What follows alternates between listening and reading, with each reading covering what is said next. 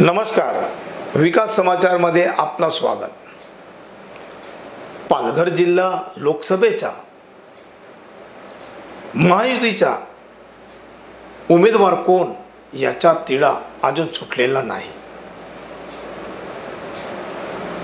राजेंद्र गावित की हेमंत सौरा क्या अजून तिसरा उमेदवार कोण आहे? सध्या पालघर जिल्ह्यामध्ये मतदार भाजपचे कार्यकर्ते पदाधिकारी चलबिचल आहेत। कारण वेळ राहिलाय कमी तरी सुद्धा अजूनपर्यंत तिढा सुटलेला मिळत नाही। परंतु पालघर जिल्ह्यामध्ये भाजपाचा एक असा कार्यकर्ता आहे की तो गेले अनेक वर्षापासून भाजप पक्ष वाढवण्यासाठी कष्ट करीत आहे। गावून गावी फिरत आहे, पाडून पाडा फिरत आहे। मग आरोग्याची समस्या असो, शिक्षणाची समस्या असो, रस्ते असो, पाणी असो, वीज असो, हे अनेक समस्या सोडवणारा एक कार्यकर्ता आहे। आणि कदाचित त्याच कार्यकर्त्याला, त्याच पदाधिकाऱ्याला पालघर लोकसभा ची जी जागा आहे ती मिळेल अशी चर्चा ही लोकांमध्ये सुरू आहे। वरिष्ठ पक्षश्रेष्ठींनी सुद्धा त्याची दखल घेतलेली आहे।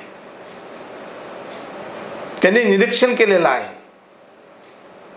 की पालघर जिल्ह्यामध्ये भाजपची आपली जागा आहे आणि तिथे योग्य उमेदवार आपल्याला द्यायचा आहे आणि तो स्थानिकच आहे। बाकी कार्यकर्त्यांना आता बाहेरचा उमेदवार नको,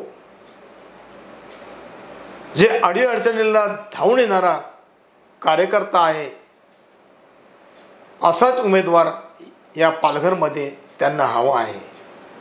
आणि म्हणून पालघर ची जी जागा आहे, उमेदवार कोण याचा तिढा का सुटला नाही याचं कारण आहे। प्रेक्षकांनो,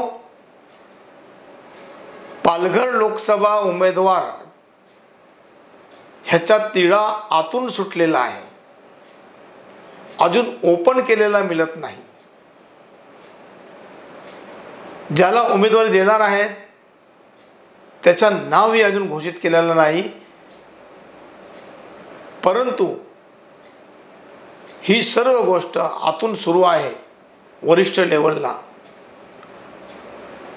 आणि या परिसरातील अशाच कार्यकर्त्याला उमेदवारी द्यावी ही कार्यकर्त्यांची सुद्धा आट आहे। मग आता पाहूया भाजप कधी आपला उमेदवार जाहीर करते। त्याकडे सर्वांचे लक्ष लागलेले आहे। वेळ कमी आहे म्हणून महाराष्ट्र राज्याचे मुख्यमंत्री, उपमुख्यमंत्री देवेंद्र फडणवीस हे लवकरात लवकर निर्णय घेतील अशी चर्चा ही या मनोर परिसरामध्ये सुरू आहे। तुम्ही पहा विकास समाचार, ध्यास ग्रामीण विकासाचा।